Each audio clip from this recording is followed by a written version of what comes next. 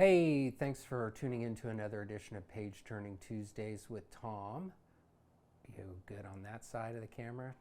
My wife is nodding yes. Shout out to Tanya, who puts all these videos together, because I honestly probably wouldn't do it. So we're jumping back into the end of the first book. We just discovered why the book is titled Don't Call Me Jupiter. I'll recap that a little and then we'll continue.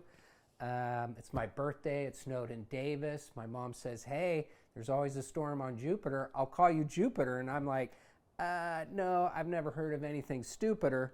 Now she's, oh, come on, my son, she begs. It's better than Tommy or Tom. Those are such common names. Plus, it's your father's name. Don't you want your own name? But I don't want to be a gassy giant, I say, biting into my cake. Try it. You'll like it.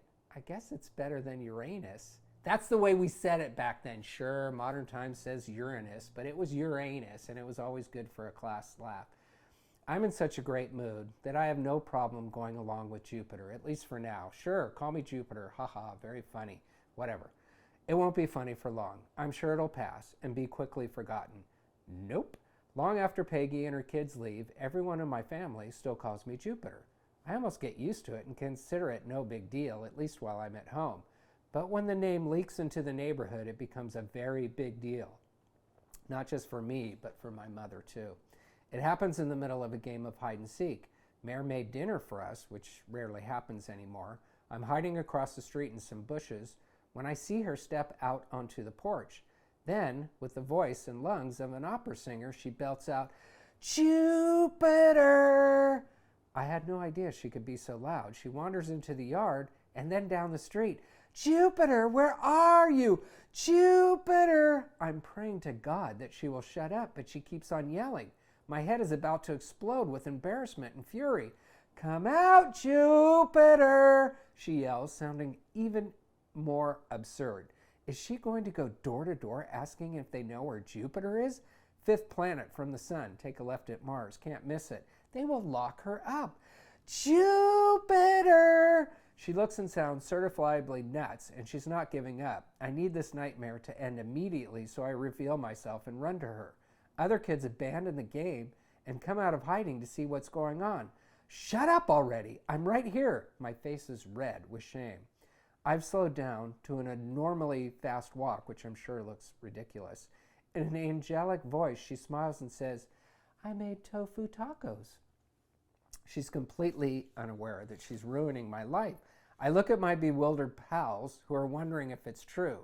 Do we actually eat tofu tacos?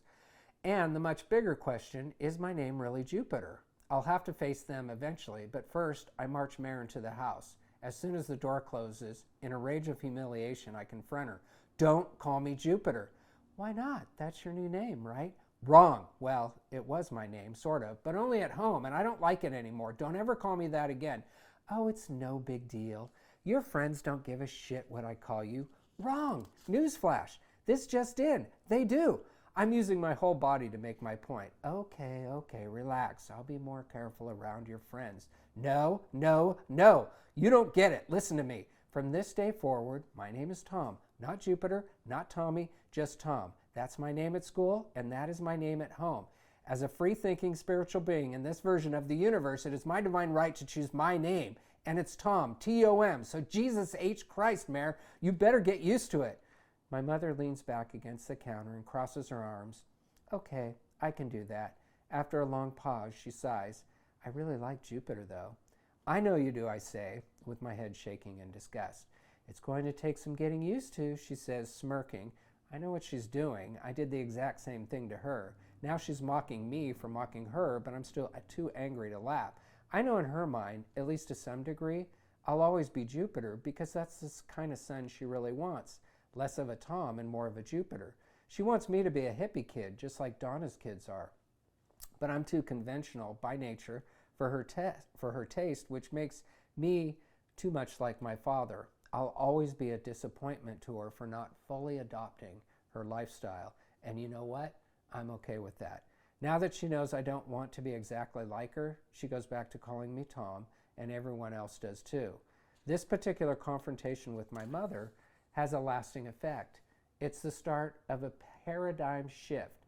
She never treats me quite the same as before, and neither do I. We're still bonded by our family ties, but they're not quite as strong anymore. There's nothing in particular either of us does.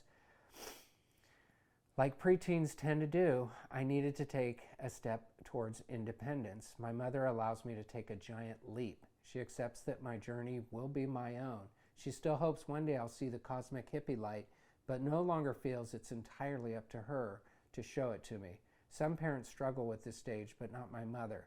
She's good at letting go. And as it turns out, so am I. So that was kind of a pivotal piece of information. We'll finish that chapter in the next edition of Page Turning Tuesdays with Tom. Thanks so much for tuning in and for supporting this book series. I'll see you next time.